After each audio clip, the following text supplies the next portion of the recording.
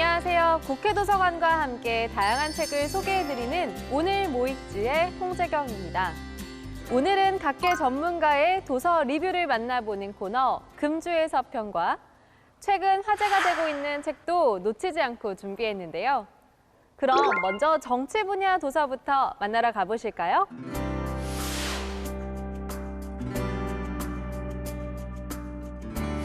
첫 번째로 소개해드릴 책은 김은정 작가의 치유라는 이름의 폭력입니다.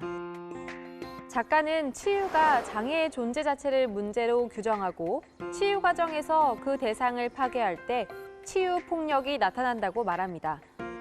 또 치유는 도덕적인 당위가 아닌 정치적인 개념이라 말하며 치유는 당위성이 강조될수록 개인이 아니라 가족, 사회, 국가, 공동체를 위한 것이 된다라고 말하는데요. 김은정 작가는 근현대 한국에서 장애를 다룬 소설, 영화, 신문 기사, 정책 문건, 활동가의 글을 텍스트 삼아 치유를 명분으로 장애와 질병을 가진 사람과 그 삶을 파괴하는 폭력을 들여다보고 사회적, 정치적 맥락 안에서 분석함으로써 장애와 질병에 관한 사회적 경험과 문화적 재현의 다른 상상력을 제안합니다. 장애와 질병을 가진 몸이 그 자체로 현존하기 위한 장애, 젠더, 성의, 재활과 정치, 책 치유라는 이름의 폭력입니다. 두 번째 책은 녹색계급의 출현입니다.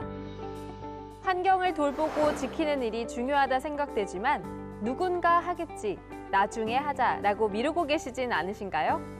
이 책은 환경 문제를 실질적으로 해결하기 위해 생태적 가치를 정치적, 제도적으로 실천하는 생태화의 정치가 필요하며 그 실천을 주도하는 세력으로 녹색계급이 출현해야 함을 제시합니다.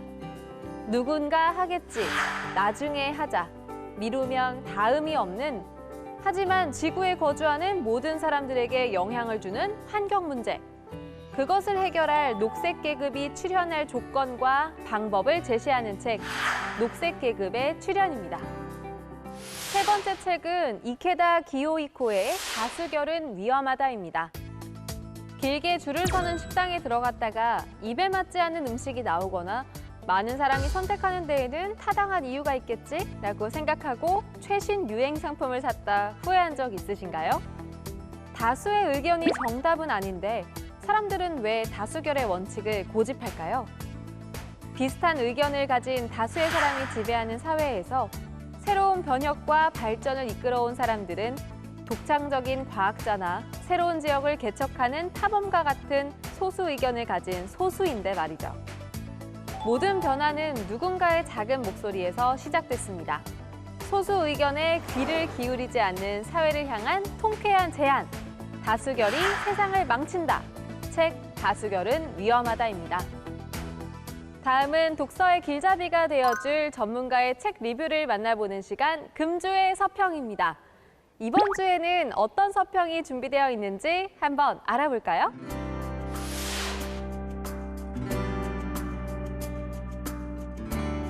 첫 번째 서평책은 로버트 케이건의 밀림의 귀환입니다. 책은 미국이 세계의 정원사 역할을 자처했기 때문에 세계는 평화를 유지하고 민주주의가 확산되고 경제적 번영을 이룰 수 있었다고 말합니다. 또 지금 미국은 정원사의 역할에 지쳐가고 있으며 미국이 정원사의 역할을 내려놓게 되면 세계에 어떤 일이 벌어질지 그리고 그러한 사태를 막으려면 무엇을 해야 하는지에 대해 이야기하고 있는데요. 서평자 강선주 국립외교원 경제통상개발연구부 교수는 자유주의 국제질서를 반드시 미국 중심적으로만 볼 필요는 없지만 밀림의 귀환은 곧 위기를 의미하며 보다 나은 자유주의 국제질서를 수립하는 과정에서 한국이 어떤 역할을 담당할 것인지 준비할 필요가 있다고 서평합니다. 자유주의 세계 질서에 대해 궁금하시다면 책 밀림의 귀환을 읽어보시는 건 어떨까요? 두 번째 서평책은 구로카와 쇼코의 생일을 모르는 아이입니다.